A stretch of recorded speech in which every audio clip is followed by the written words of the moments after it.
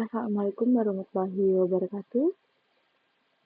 Saya ucapkan terima kasih kepada Ibu Siti Komsa Eskom MCS selaku Deks Evaluator saya pada hari ini yang telah hadir untuk melakukan seminar proposal, dan juga saya ucapkan terima kasih juga kepada dosen pembimbing saya yaitu Ibu Atika Ratna Dewi, FSI MSc, dan Ibu Aina Latifah Riana Putri. Di sini saya Mutia Fauni Sabila dengan NIM 22 11 00 2021 ingin mempresentasikan penelitian yang akan saya lakukan di seminar proposal dengan judul Prediksi Emisi Indonesia dengan Double Exponential Smoothing dan Segmentasi Kesejahteraan Masyarakat di ASEAN menggunakan Fuzzy Training. Judul yang saya akan ambil pada penelitian kali ini memiliki latar belakang karena isu perubahan iklim dan polusi udara serta emisi gas rumah kaca menjadi perhatian utama di tingkat global maupun dunia, di mana gas rumah kaca seperti karbon dioksida, metana, dan ozon menjadi pemicu utama dari perubahan iklim di dunia saat ini. Indonesia memiliki 268.074.600 jiwa yang mewakili 3,48% populasi dunia kini harus menghadapi pembangunan berkelanjutan. Karena polusi di kawasan Asia Tenggara yang terus mengalami peningkatan sehingga dapat mengkhawatirkan yang nantinya dapat berdampak terhadap penurunan angka harapan hidup dan meningkatnya beban penyakit pada masyarakat. Laporan ini juga terdapat dari WHO tahun 2023 yang menyebutkan bahwa tingginya emisi di negara berkembang secara langsung dapat menyebabkan menurunnya angka harapan hidup masyarakat akibat meningkatnya penyakit pernafasan dan kardiovaskular. Bukan hanya dari WHO saja, penelitian yang dilakukan oleh M. Santoso dan Jelly, serta laporan Kementerian Kesehatan Republik Indonesia juga menyatakan hal yang sama. Sehingga, pada permasalahan ini, target pemerintahan Indonesia memiliki penurunan emisi sebesar 29% dengan usaha sendiri, lalu ada juga penurunan emisi 41% dengan dukungan internasional. Dua target tersebut akan pemerintah Indonesia lakukan dan akan diupayakan semaksimal mungkin untuk dapat mencapai target dari penurunan emisi tersebut.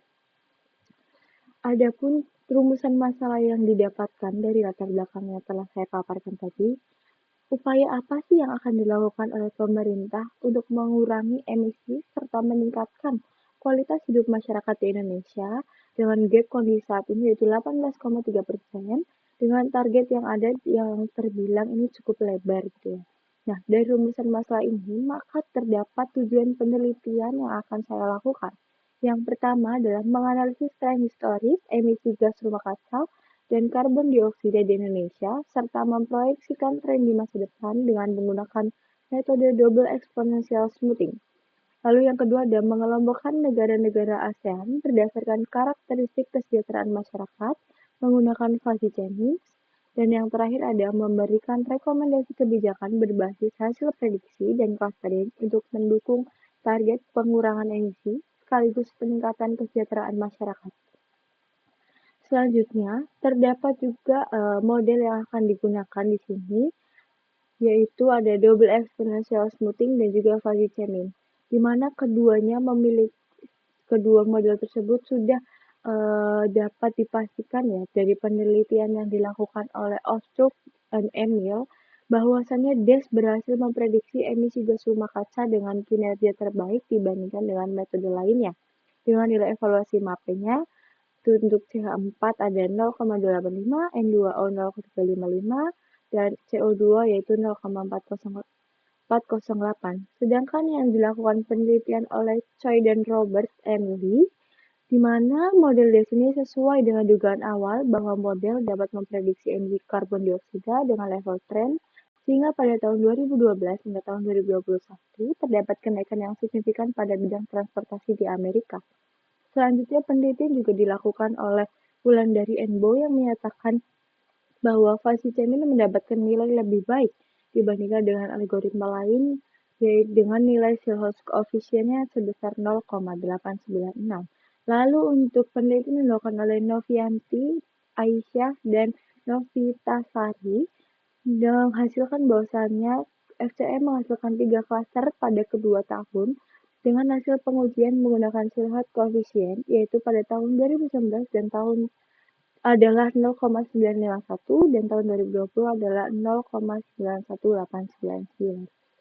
Dari penelitian-penelitian yang sudah dilakukan, ini juga membantu menguatkan bahwasannya double exponential smoothing dan fuzzy image ini merupakan model yang akurat dan juga sudah terjamin baik untuk melakukan penelitian yang akan saya lakukan. Selanjutnya, ada pun poin-poin penting pada penelitian yang akan saya lakukan di sini. Yang pertama ada emisi, di mana emisi merupakan zat energi atau komponen lain yang dilepaskan ke udara sebagai hasil dari suatu kegiatan yang telah dilakukan. Emisi di sini kita mengambil dua, yaitu ada emisi gas rumah kaca dan emisi karbon dioksida. Gas rumah kaca sendiri itu menyerap dan memancarkan radiasi inframerah yang berkontribusi pada pemanasan global. Gas rumah kaca berisi karbon dioksida, CO2, metana, dan ozon, sedangkan untuk karbon dioksida sendiri merupakan komponen terbesar dari total emisi gas rumah kaca yang menyumbang sekitar 75% dari pembakaran batu bara, minyak, dan gas. Lalu terdapat juga sektor penyumbang emisi, di mana kita di sini ada 6 sektor. Yang pertama ada sektor energi menyumbang 50% yang meliputi pembakaran bahan bakar fosil, transportasi dan kebutuhan listrik. Lalu ada sektor kehutanan dan perubahan penggunaan lahan menyumbang 30% lebih dari emisi dari deforestasi, degradasi hutan, konversi lahan untuk sawit. Lalu ada sektor pertanian yang menyumbang 9% dalam bentuk metana dan dinitrogen oksida. Lalu ada sektor limbah juga menyumbang sebanyak 9%. Dan lalu ada sektor industri menyumbang 2% yang meliputi produksi semen, baja, pupuk, dan penggunaan bahan-bahan kimia. Dan yang terakhir adalah sektor kebakaran gambut yang menyumbang kurang dari 1% yang meliputi praktik pembukaan lahan dengan cara pembakaran hutan. Selanjutnya yaitu adalah pun kesejahteraan masyarakat yang terbagi menjadi 3 indikator, di mana kesejahteraan masyarakat di sini merupakan seluruh kebutuhan material, spiritual, dan sosial manusia yang dapat terpenuhi sehingga dapat hidup layak, mengembangkan diri, dan melaksanakan fungsi sosialnya. Indikator yang terhadap kesehatan masyarakat ada 3, yaitu ada kesehatan, ekonomi, lingkungan, di mana ketiga indikator ini merupakan memiliki keterkaitan yang satu sama lain, seperti kesehatan yang baik pastinya akan memiliki lingkungan yang baik. Begitu juga jika setiap manusia atau masyarakat memiliki ekonomi yang baik, pastinya mereka akan memilih tinggal di lingkungan yang lebih baik daripada ekonomi dengan ekonomi buruk. Selanjutnya ada pun landasan teori untuk double exponential smoothing, yaitu metode peramalan yang dikembangkan untuk mengatasi keterbatasan metode single exponential smoothing, yang khususnya nanti ini memiliki parameter penting, yaitu dengan smoothing level A atau biasa kita sebut alpha, lalu smoothing trend itu dengan beta. Dengan nilai parameter yang akan digunakan adalah 0 hingga 1.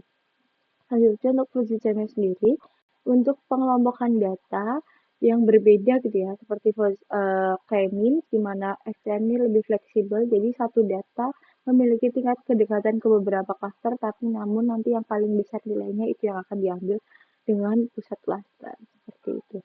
Selanjutnya ada pun alur penelitian yang akan saya lakukan, yaitu perumusan masalah, studi literatur, lalu pengumpulan data.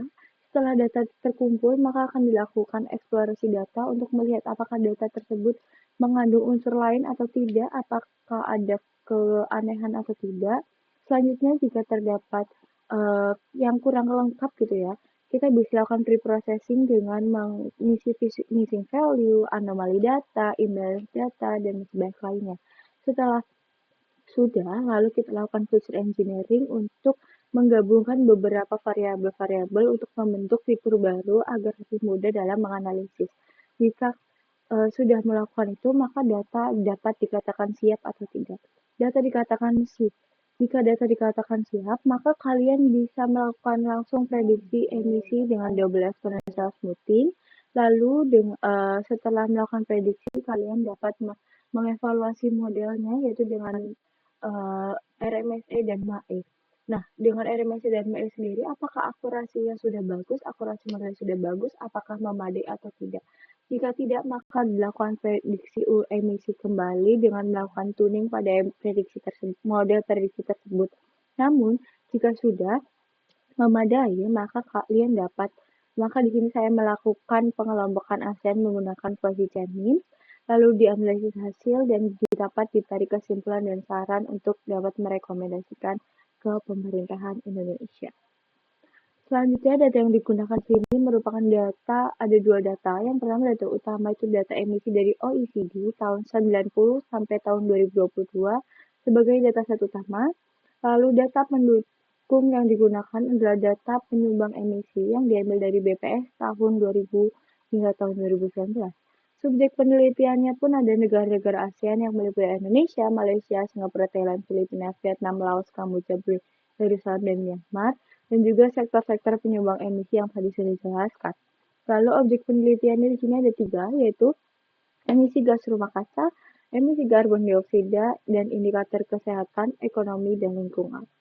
Kesimpulan pada presentasi seminar proposal hari ini yaitu penelitian yang akan saya lakukan ini bertujuan untuk melihat tren proyeksi Indonesia di masa depan serta pemberian rekomendasi kepada pemerintahan Indonesia menuju visi Indonesia Maju tahun 2045, yaitu pembangunan berkelanjutan, peningkatan kualitas hidup, dan perekonomian yang terus maju.